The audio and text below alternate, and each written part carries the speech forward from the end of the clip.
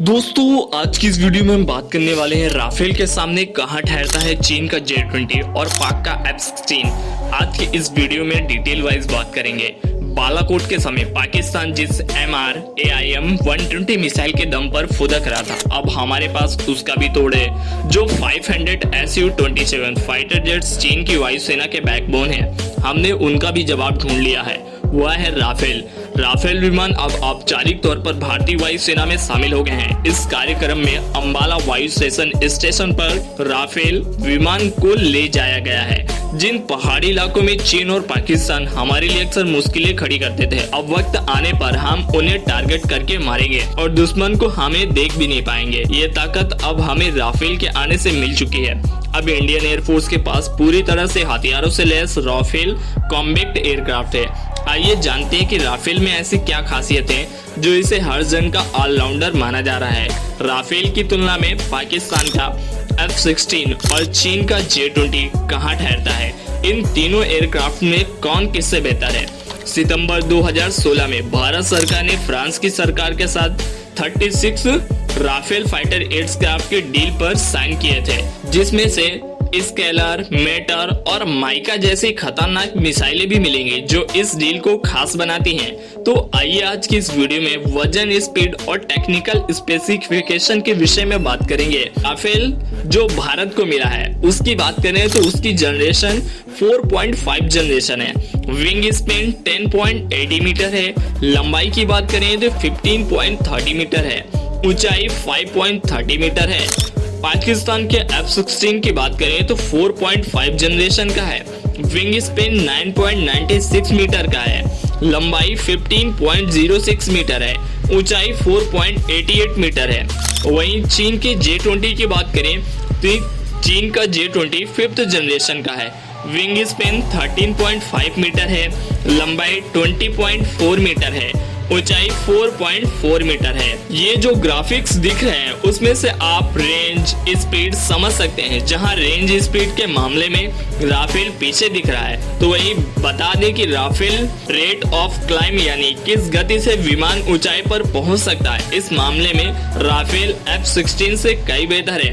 ईंधन क्षमता, internal external दोनों में ही राफेल आगे है। वहीं राफेल भारत की रेंज की बात करें तो इसकी रेंज 3700 किलोमीटर है। स्पीड 2130 किलोमीटर प्रति घंटा है। इसकी सर्विस सीलिंग की बात करें तो 50 मीटर तक की इसकी सर्विस सीलिंग भी है। पाकिस्तान के F-16 की बात करें तो इसकी रेंज 4220 किलोमीटर है। स्पीड 2414 किलोमीटर प्रति घंटा है।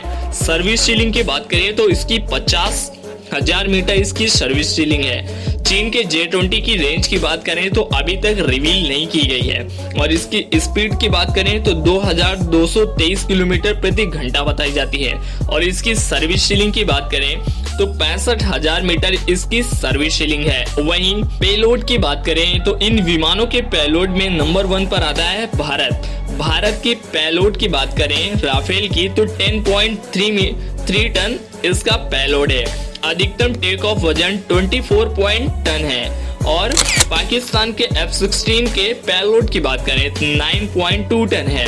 इसका अधिकतम टेक ऑफ वजन 13 टन है। चीन के J-20 फाइटर की बात करें तो इसका पेलोड 19.4 टन है और इसका अधिकतम टेक ऑफ वजन 36 टन है।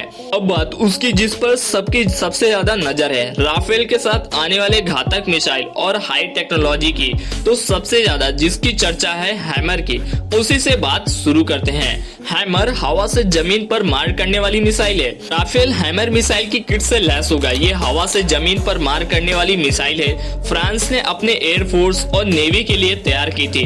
अब इसका इस्तेमाल राफेल में होगा। दुश्मन के निशाने को एग्जैक्ट टारगेट करना और दूर तक निशाना साधना। 60 से 70 किलोमीटर के दायरे में आने वाले ठिकानों को तबाह कर सकती है और अधिकतम 500 किलो तक के बम इससे गिराए जा सकते हैं। मौसम, रात दिन का कोई असर इस मिसाइल पर नहीं है। किसी भी क्षेत्र जैसे पहाड़ी, दुर्गम इलाके, तैयार बंकर्स को इसे भेद जाना बहुत ही आसान बात है। इसकी अहमियत आप इस बात को समझ सकते हैं कि इजरायली स्पाइक 2000 को हटाकर अब इसे चुना गया है। बताया जा रहा है कि चीन से तनाव के बीच भारत ने हैमर को चुनने का फैसला लिया है। पाकिस्तान का F-16 हवा से जमीन पर मार करने वाली मिसाइल AGM-65 मैवरिक से लैस है। हवा से हवा में टक्कर कौन किसे दे रहा है? हवा से हवा में मार करने की क्षमता को देखें तो तीनों देशों के पास अलग अलग टेक्नोलॉजी और मिसाइल हैं। तीनों aircraft air to air out और एंटी शिप स्ट्राइक जैसे चीजों से लैस हैं और इसी के साथ कई तरह के हथियारों से तीनों ही एयरक्राफ्ट लैस हैं। लेकिन BVR यानी बियॉन्ड विजुअल रेंज हवा से हवा में मार करने वाली मिसाइलों में राफेल के मेटियोर के पास कुछ ज्यादा क्षमताएं दिख रही हैं और ये 120 किलोमीटर दूर स्थित टारगेट को हिट करने की क्षमता रखता है। इसकी तुलना में पाकिस्तान के पास AIM-120MR मिसाइल मेटियोर और F-16 AIM-120MR मिसाइल दोनों ही रडार से गाइड होने वाली मिसाइल हैं। पाकिस्तान के F-16 ने बालाकोट एयर स्ट्राइक के बाद भारत के फाइटर एयरक्राफ्ट के साथ हुई लड़ाई में MR मिसाइल का इस्तेमाल किया था।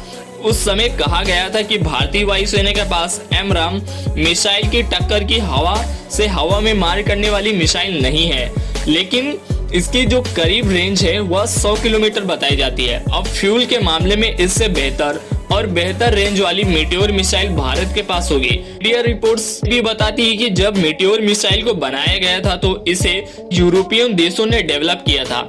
जब ये प्रोजेक्ट चल रहा था तो सर था रशियन फाइटर जेट्स खोई Su-27 को काउंटर करना। रिपोर्ट्स के मुताबिक इनके पास करीब 500 से Su-27 ऑपरेशनल हैं। अब एक्सपर्ट्स बताते हैं कि आगे आने वाले सालों में चीन इसी फाइटर जेट्स के डेरिवेटिव इस्तेमाल ज्यादातर करेंगे। तो ऐसे में भारतीय एयरफोर्स के पास मेटियोर मिसाइल होने से भारत को यहाँ पर बढ़त मिलती दिख रही है।